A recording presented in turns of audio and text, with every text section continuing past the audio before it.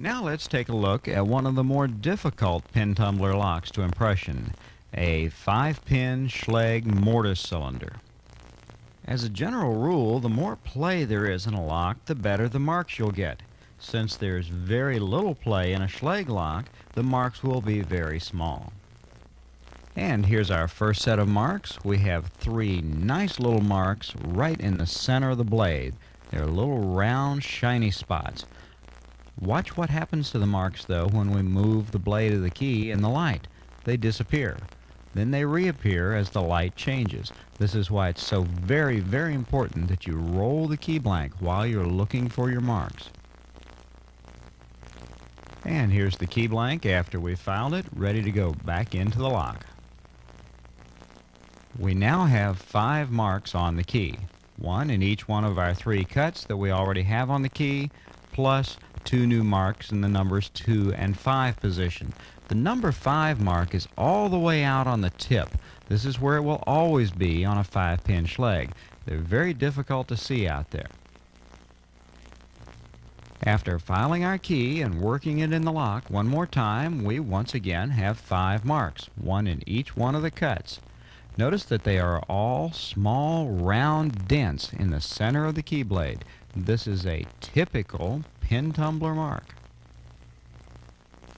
After filing our key and working it in the lock, we have 3 good marks. We have 1 in the numbers 1, 3, and 5 positions. Watch how the marks change as we change the light, particularly the one in the number 5 position.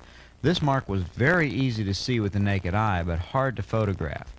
The mark in the number 2 position is rather faint, and with a Schlage lock, I don't like to file it unless I have a real good mark, so we won't touch the number 2 position.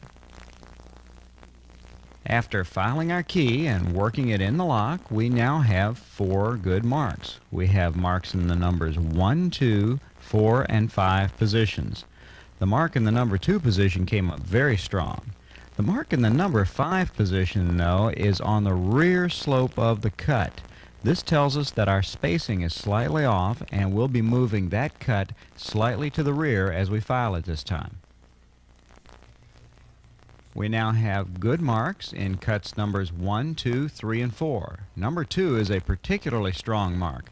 There's no mark at all in the number 5 position, so we'll leave that one completely alone.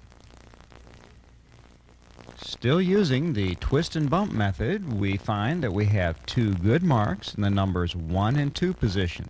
Just the kind of marks we'd expect to see. Little round dents into the face of the key blank. Notice how they change as we move the key in the light. This time we have marks in numbers 1, 2, and 4.